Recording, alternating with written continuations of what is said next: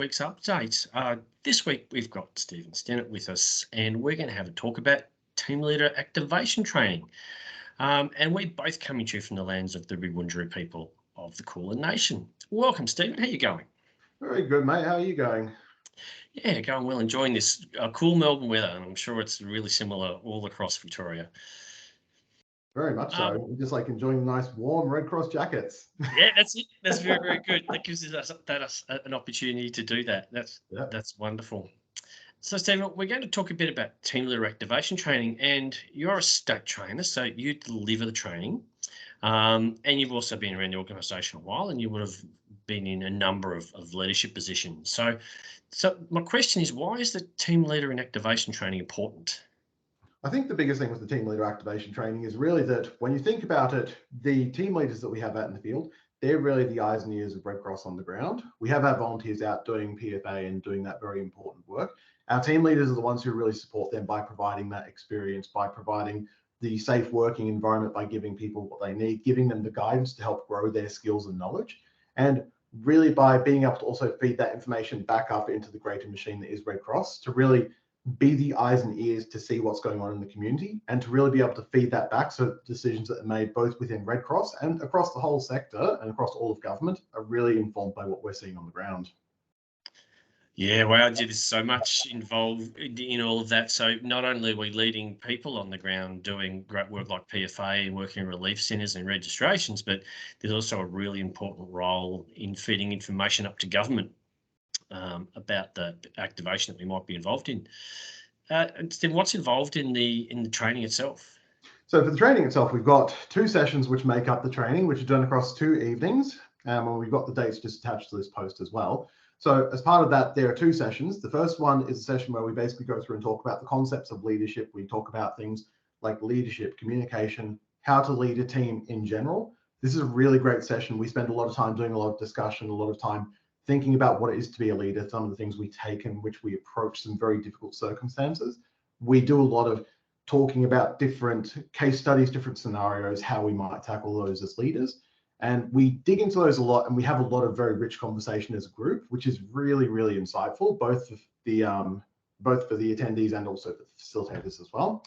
And as part of that, we have the second session, which comes on to more of the practical elements, where we start talking about for Red Cross, when you are leading a team, what are the things that you do from the time you get the call to standing up a team, to making some of the decisions around the deployment of your team, to start figuring out how some of the work goes when it comes to feeding that information back up the line. So we start diving into a lot more of those practical aspects as well.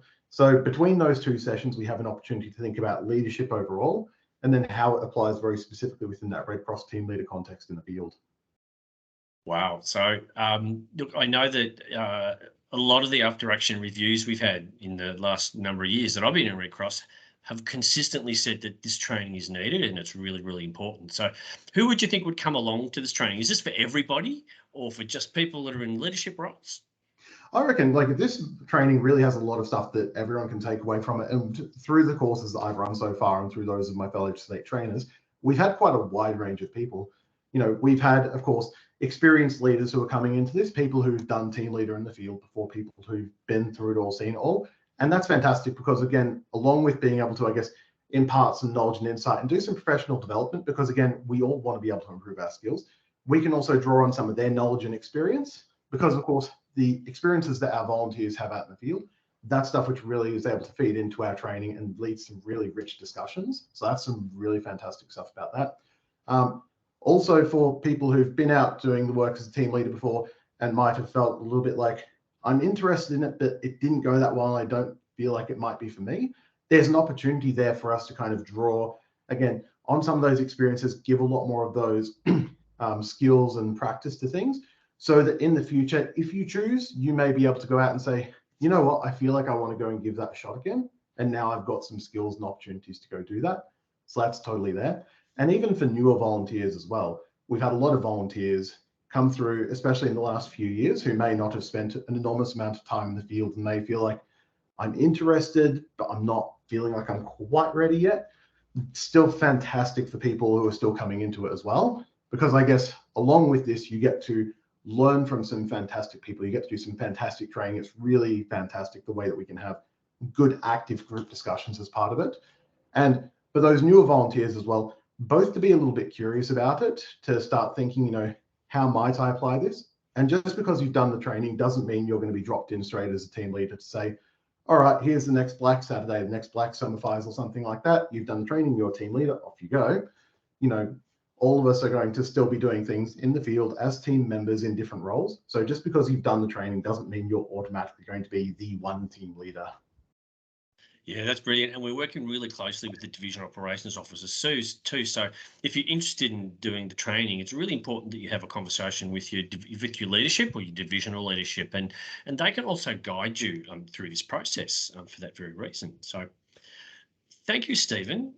That's just a wonderful insight into the training from a trainer's perspective. So yep. We'll make sure we put all the details in the Facebook post. And you've got one more thing for us. I do indeed. And so as part of this, so if you're interested, definitely talk with your leaders, jump into Reds, express your interest.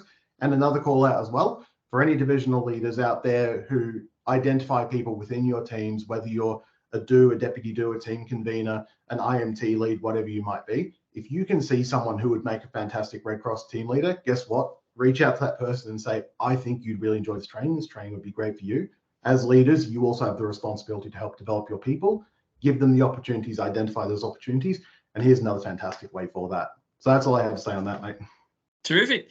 Thank you so much for your time today, Stephen. And I'm sure the folks that come along to the next team leader training are going to really enjoy it because I know you're facilitating with Kath Cooney, and it sounds like a great course, and it's very interactive, and there's heaps of great stuff to learn. So thanks so much, mate. Thank you, mate. Cheers.